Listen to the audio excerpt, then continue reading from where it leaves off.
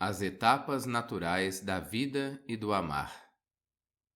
As pessoas me perguntam qual é o jeito certo de promover uma atmosfera afetuosa que propicie o crescimento da criança, sem interferir na potencialidade natural dela. Todas as maneiras de ajudar uma criança estão erradas. A própria ideia de ajudar não está certa. A criança precisa do seu amor, não da sua ajuda. A criança precisa do seu afeto, do seu amparo, mas não precisa da sua ajuda.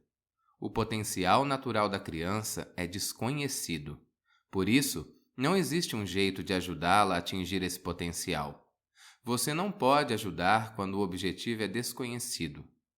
Tudo o que você pode fazer é não interferir. E, na verdade, em nome da ajuda, todo mundo interfere na vida de todo mundo. E porque o nome é bonito, ninguém faz objeção. É claro que a criança é muito pequena, completamente dependente de você. Não pode contestar. Todas as pessoas à sua volta são iguaizinhas a você. Também receberam a ajuda dos pais, assim como você. Elas não atingiram o potencial natural que tinham, do mesmo modo que você também não atingiu o seu. O mundo todo está se perdendo, malgrado toda a ajuda dos pais, da família, dos parentes, dos vizinhos, dos professores, dos padres. Na verdade, todo mundo está tão sobrecarregado de ajuda que a pessoa não consegue atingir nem o seu potencial antinatural, que dirá o natural. Ninguém consegue se mexer. O peso sobre os ombros de cada pessoa é maior do que o do Himalaia. Todas as pessoas à sua volta foram ajudadas, muito ajudadas para ser o que são. Você foi ajudado. Agora quer ajudar os seus filhos também? Tudo o que pode fazer é ser amoroso, afetuoso. Seja caloroso, tolerante. A criança traz um potencial desconhecido e não há meios de adivinhar o que ela vai ser. Portanto, não há como sugerir. Você deve ajudar o seu filho desse jeito. Cada criança é única, por isso não pode haver uma disciplina geral para todas. O jeito certo é não ajudar a criança de maneira alguma. Se você é de fato corajoso, então não ajude o seu filho. Ame-o, incentive-o. Deixe-o fazer o que quer fazer. Deixe-o ir aonde quer ir. A sua mente viverá instigando-o a interferir, e com uma boa desculpa. A mente é muito esperta quando se trata de racionalizar. Se você não interferir, pode ser perigoso. A criança pode acabar num buraco se você não a detiver. Mas eu lhe digo que é melhor deixá-la cair no buraco do que ajudá-la e destruí-la. A possibilidade de que ela acabe num buraco é muito pequena. E mesmo que isso aconteça, isso não significa a morte. Ela pode ser retirada de lá. Se você está realmente preocupado, então pode cobrir o buraco. Mas não a ajude, não interfira.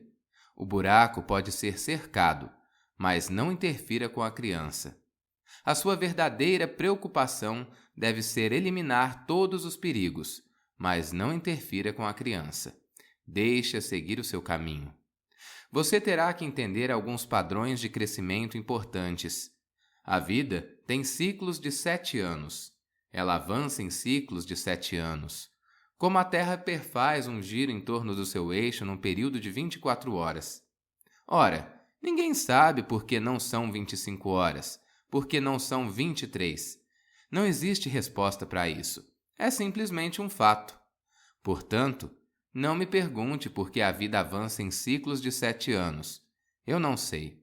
Isso é tudo o que eu sei, que ela avança em ciclo de 7 anos.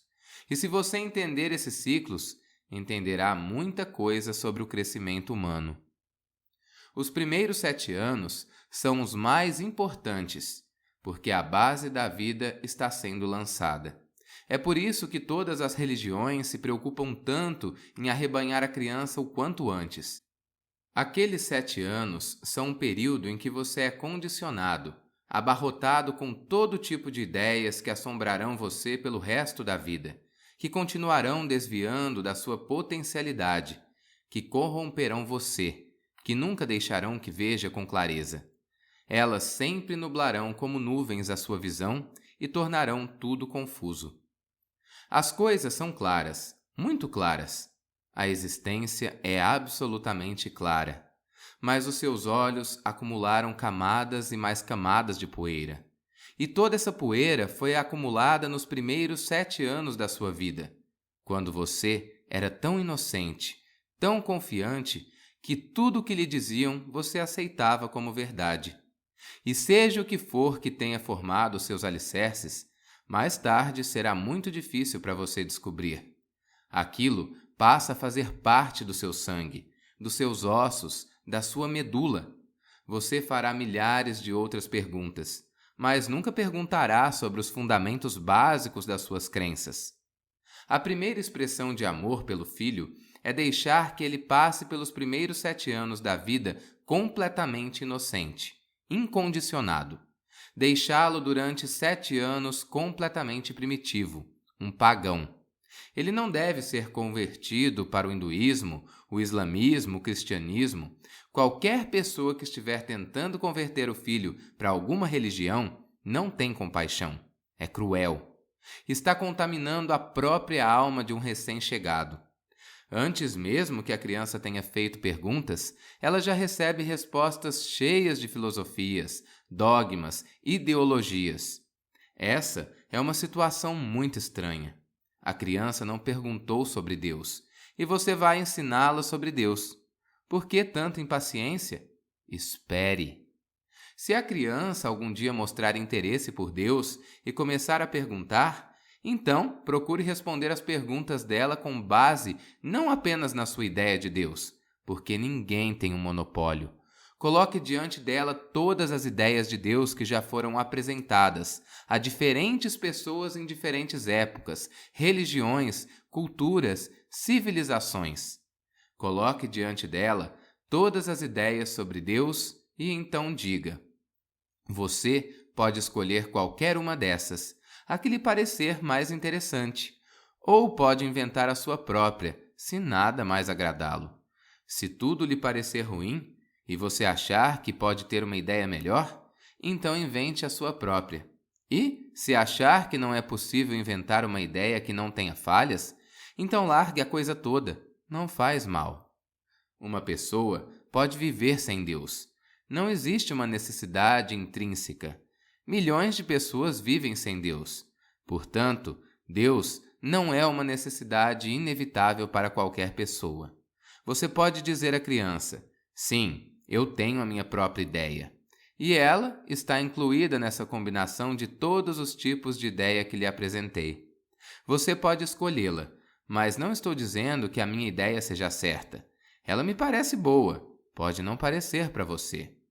Não existe nenhuma necessidade interior de que o filho concorde com o pai, a filha concorde com a mãe. Na verdade, parece muito melhor que o filho não concorde com os pais. É assim que a evolução acontece. Se o filho concordar com o pai, não haverá nenhuma evolução, porque cada pai concordará com seu próprio pai, e todo mundo estará onde Deus deixou Adão e Eva, nus, fora dos portões do paraíso.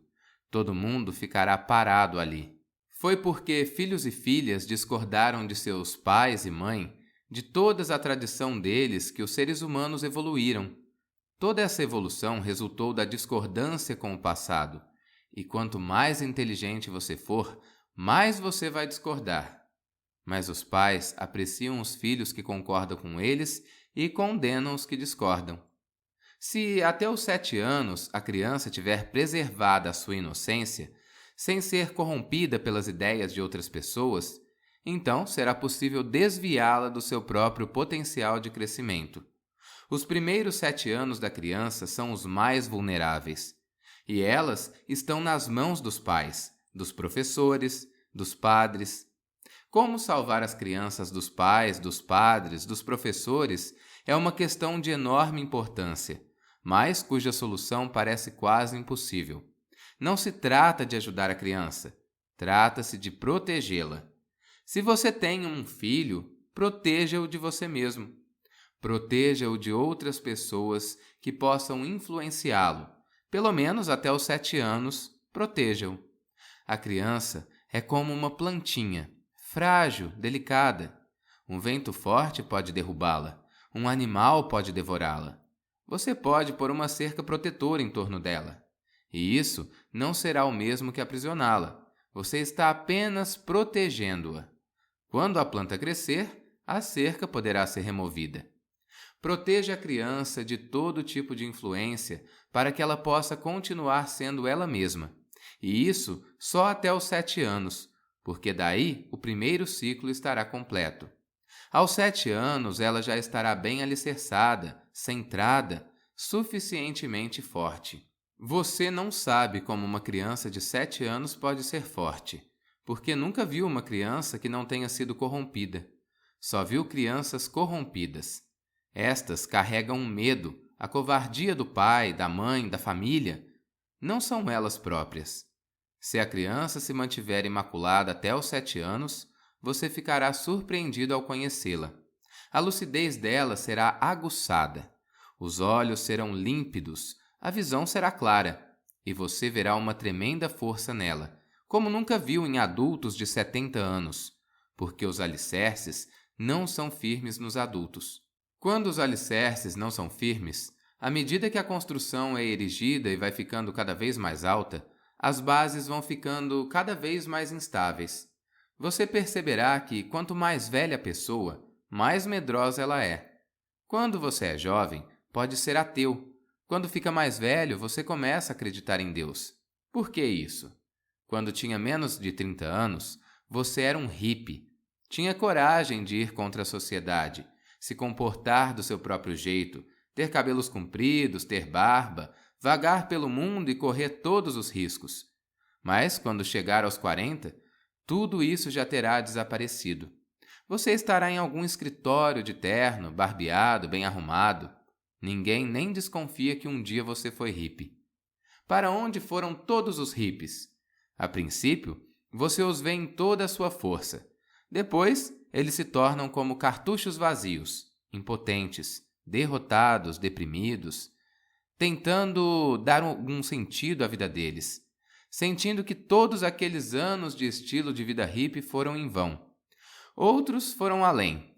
Alguns se tornaram presidentes, outros se tornaram governadores e começaram a pensar: como éramos idiotas! Ficávamos só tocando violão enquanto o mundo todo nos passava a perna. Estão arrependidos. É muito difícil encontrar um velho hippie. Portanto, se você é pai ou mãe, precisará ter muita coragem para não interferir. Abra para o seu filho portas de caminhos desconhecidos para que ele possa explorá-los. Ele não sabe o que tem dentro deles. Ninguém sabe. Ele tem que tatear na escuridão. Não faça com que ele tenha medo do escuro, que tenha medo do fracasso, que tenha medo do desconhecido. Dê a ele o seu apoio.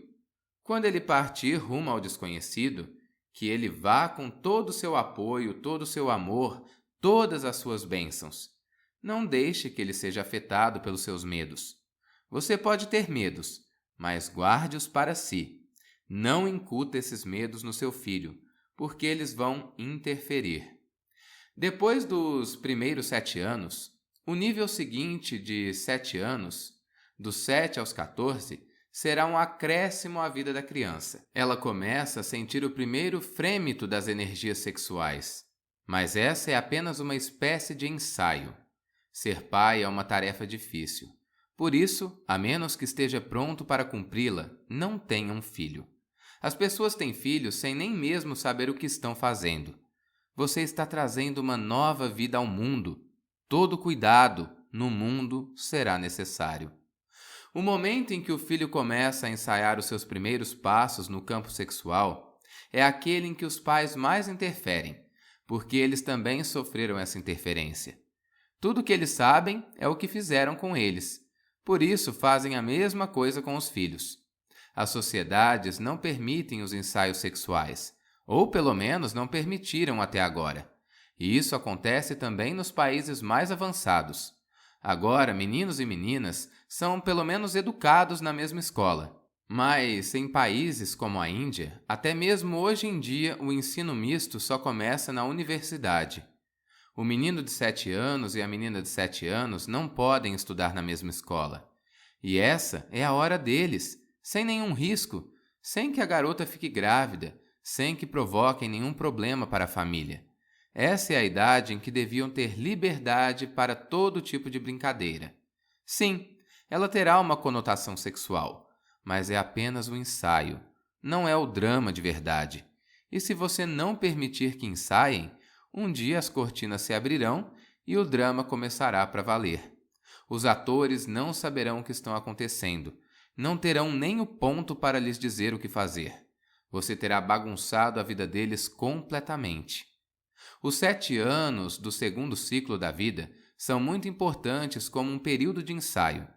As crianças vão se encontrar, brincar, se familiarizar, e isso ajudará a humanidade a se livrar de quase 90% das suas perversões.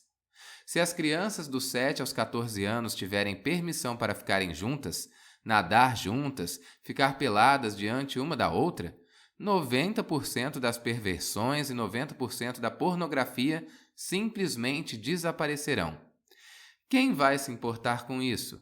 Se um garoto já viu tantas meninas nuas, que interesse pode ter uma revista como a Playboy para ele? Se uma garota já viu muitos garotos nus, não acho que haja nenhuma possibilidade de que tenha curiosidade com relação a eles. Ela simplesmente desaparecerá. As crianças vão crescer naturalmente, não como duas espécies diferentes de animais. Nos dias de hoje, é assim que elas crescem, como se fossem duas espécies de animais diferentes. Elas não pertencem à mesma espécie humana. São mantidas separadas. São criadas milhões de barreiras entre elas, que impedem que façam qualquer ensaio para a vida sexual que tem à frente. É por causa dessa falta de ensaio que também faltam estímulos sexuais preliminares na vida das pessoas. E essas preliminares são importantes, muito mais importante do que o contato sexual em si, porque o ato sexual leva apenas alguns minutos. Ele não nutre você, só o deixa num limbo. Você espera tanto e não obtém quase nada. Em hindi, temos um provérbio, Haila Pahad Nikli Tihya. Você cava a montanha inteira e só encontra um rato. Depois de todo o esforço, vai ao cinema, vai à danceteria, vai ao restaurante e conversa sobre todo tipo de bobagem que nem você, nem ninguém quer saber, mas todo mundo conversa. Cava a montanha e, no final, apenas um rato. Nada é tão frustrante quanto o sexo. Um dia desses, alguém me trouxe um anúncio de um novo carro, e no anúncio tinha uma bela frase de que eu gostei. A frase era: melhor do que sexo. Eu não estou nem aí para o carro, mas o anúncio é maravilhoso. Com certeza, se olhar à sua volta, você vai encontrar milhares de coisas melhores do que o sexo. O sexo é só um rato. Depois de tanta esfregação, tanta transpiração, no final ambos se sentem trapaceados. A razão é que você não conhece a arte do sexo. Você só sabe até a metade. É como se você assistisse durante alguns segundos a um filme que já está pela metade. É claro que você não vai entender nada. Está faltando o começo e o fim. Talvez você só veja uma cena em que não esteja acontecendo nada. O homem se sente envergonhado depois do sexo. Ele se vira de costas e dorme. Simplesmente não consegue encarar a mulher. Ele se sente envergonhado. É por isso que se vira de lado e vai dormir. A mulher chora porque não era o que ela esperava. É só isso? E tanto drama em torno disso? Mas isso acontece porque a parte da vida reservada para os ensaios foi suprimida pela sociedade. Você não conhece as preliminares. Os preliminares são de fato a parte mais prazerosa do sexo. É a parte em que há mais carinho. O sexo é simplesmente um clímax biológico. Mas clímax de quê? Você não passou por nada que poderia levar a um clímax. Você acha que vai chegar ao clímax de repente, sem ter passado por todos os degraus da escada? Você tem que subir a escada toda, degrau por degrau. Só então chegará ao clímax. Todo mundo quer ir direto para o clímax. Mas a vida sexual da maioria das pessoas não é nada mais do que um tipo de alívio. Sim, por um instante você sente um alívio, assim como acontece quando espirra. A sensação depois é muito boa. Mas quanto tempo ele dura? Por quanto tempo você se sente bem depois de um espirro? Durante quantos segundos, quantos minutos você pode se gabar e dizer: eu dei um espirro e foi muito bom? Quando um espirro acaba, com ele se vai toda a alegria. Era só alguma coisa que o incomodava. Você se livrou do incômodo e agora há um leve relaxamento. Essa é a vida sexual da maioria das pessoas do mundo. Uma certa energia estava incomodando você. Estava fazendo com que se sentisse pesado. Estava se tornando uma dor de cabeça. O sexo lhe traz um alívio. Mas a maneira como as crianças estão sendo criadas está massacrando toda a vida delas. Esses 7 anos de ensaio sexual são absolutamente essenciais. Meninas e meninos precisam ficar juntos nas escolas, nos albergues, nas piscinas e nas camas. Eles precisam ensaiar para a vida que tem pela frente. Tem de se preparar para ela. E não há perigo nenhum. Não há problema nenhum dar à criança total liberdade para explorar a sua energia sexual crescente, sem condená-la, sem reprimi-la. Mas isso é o que vem ocorrendo. É um mundo muito estranho em que você está vivendo. Você nasceu do sexo, viverá fazendo sexo. Os seus filhos nasceram do sexo. E o sexo é a coisa mais condenada deste mundo, o maior dos pecados. E todas as suas religiões continuam a colocar essas baboseiras na sua cabeça. As pessoas do mundo inteiro estão cheias das coisas mais nojentas que você pode imaginar, pela simples razão de que não tiveram permissão para crescer do jeito natural. Não tiveram permissão para aceitar a si mesmas. Todas elas se tornaram fantasmas. Não são pessoas de verdade. São só sombras de alguém que elas poderiam ter sido. O segundo ciclo de 7 anos é imensamente importante porque preparará você para os 7 anos seguintes. Se você fez a sua lição de casa direitinho, se brincou com a sua energia sexual com o espírito esportivo, e durante esses anos, esse é o único espírito que você terá, você não se tornará um pervertido nem surgirá na sua cabeça todo tipo de coisa estranha. Ao contrário, você irá avançar naturalmente com o outro sexo e o outro sexo estará avançado com você. Não haverá impedimentos e você não fará nada errado com o seu corpo. A sua consciência estará cristalina, porque ninguém terá enchido a sua cabeça com ideias sobre o que é certo e errado. Você será simplesmente o que é. Então, dos 14 aos 21 anos, você amadurece sexualmente. E isso é importante para que entenda uma coisa.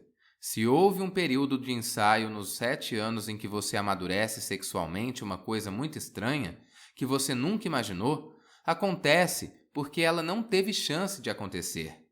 Eu disse que o segundo ciclo de 7 anos, dos 7 aos 14 anos, dá a você um vislumbre das preliminares.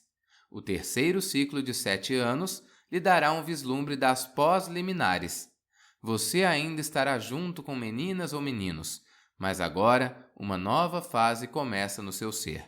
Você começa a se apaixonar. Ainda não se trata de um interesse biológico. Você não está interessado em conceber crianças. Não está interessado em se casar, nada disso. Esses são os anos dos jogos românticos.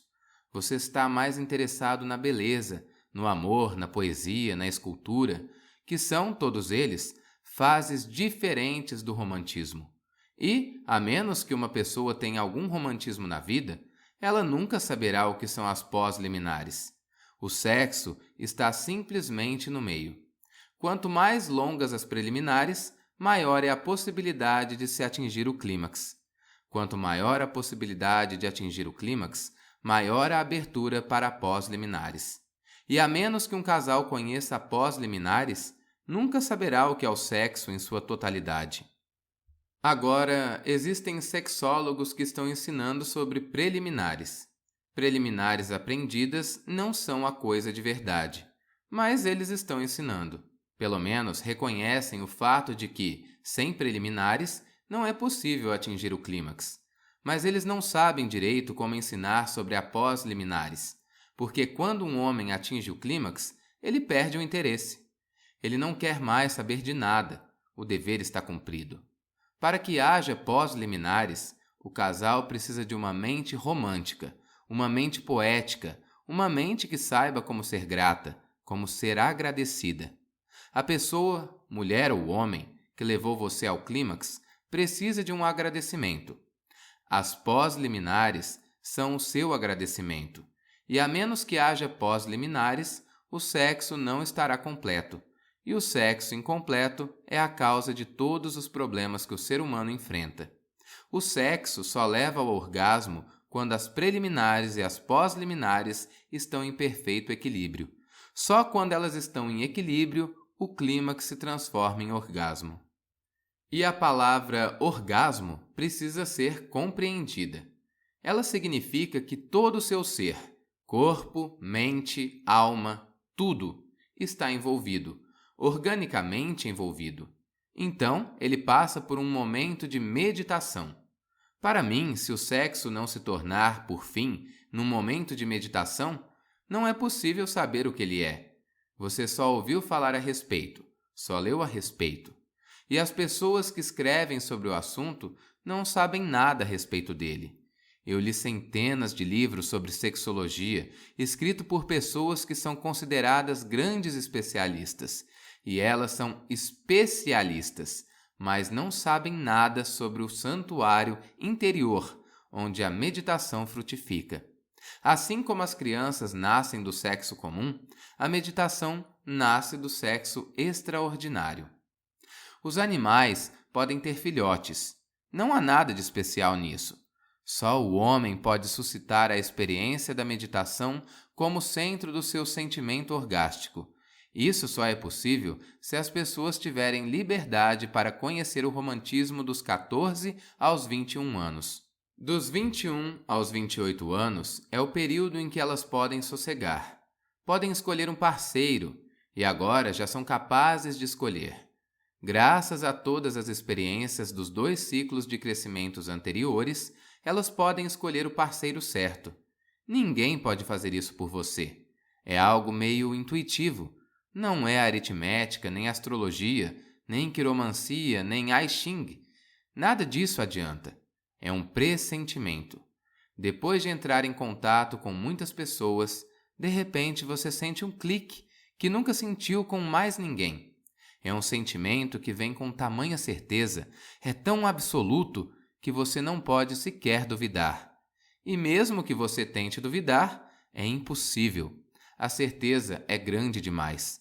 Depois desse clique, você sossega. Entre os 21 e os 28 anos, em determinado ponto, se você percorreu suavemente o caminho do qual estou falando, sem a interferência de ninguém, então você sossega. E o período mais prazeroso da vida acontece entre os 28 e os 35 anos. É o período mais alegre, mais calmo e harmonioso, porque o casal começa a se fundir. Dos 35 aos 42 anos, uma nova etapa. Uma nova porta se abre. Se até os 35 anos você sentiu uma harmonia profunda, um sentimento orgástico e descobriu a meditação em torno dele, então, dos 35 aos 42, você já ajudaram um ao outro a ir mais e mais além, rumo à meditação, sem sexo, porque nesse ponto o sexo começa a parecer uma coisa infantil, juvenil. 42 anos é a idade em que a pessoa deveria ser capaz de saber quem ela é. Dos 42 anos aos 49, ela se aprofunda cada vez mais nas meditações, cada vez mais em si mesma, e ajuda o parceiro a fazer o mesmo. Os parceiros se tornam amigos. Não existe mais marido e mulher. Esse tempo já passou. A sua vida está mais rica. Agora está desenvolvendo algo que supera até mesmo o amor. É a amizade, um relacionamento cheio de compaixão, em que um ajuda o outro a mergulhar cada vez mais fundo dentro de si mesmo, a se tornar mais independente, a ficar mais sozinho, assim como duas árvores que cresceram separadamente, mas uma ao lado da outra, ou dois pilares de um templo que sustentam o mesmo telhado, tão próximos, mas tão separados, independentes e sozinhos. Dos 49 aos 56, essa solidão se torna o foco do seu ser. Tudo mais que existe no mundo perde o sentido. A única coisa que continua a fazer sentido é a solidão. Dos 56 aos 63, você se torna plenamente o que deveria se tornar. O potencial se realiza. E dos 63 aos 70, você começa a se preparar para deixar o corpo. Agora, você sabe que você não é o corpo. Sabe que não é a mente também. Você descobre que o corpo está separado da mente lá por volta dos 35. E que a mente está separada de você, lá por volta dos 49 anos. Ora, todo o resto cai por terra, a não ser o seu eu testemunha. Sobra apenas em você a pura consciência, a chamada da consciência. E essa é a preparação para a morte. 70 anos é o período natural da vida dos seres humanos. E se as coisas seguirem o seu curso natural, então a pessoa morre com uma tremenda alegria, em grande êxtase, sentindo-se imensamente abençoada por saber que a vida não foi algo sem sentido, que ela pelo menos encontrou o seu lar. E, graças a essa riqueza, essa plenitude, a pessoa é capaz de abençoar toda a existência. Só o fato de estar perto de uma pessoa assim no momento da morte já é uma grande oportunidade. Você sentirá, quando ela deixar o corpo, como se uma chuva de flores invisíveis caísse sobre você. Embora não possa vê-las, pode senti-las. É uma grande alegria, tão pura que basta prová-la por alguns instantes para que ela transforme toda a sua vida.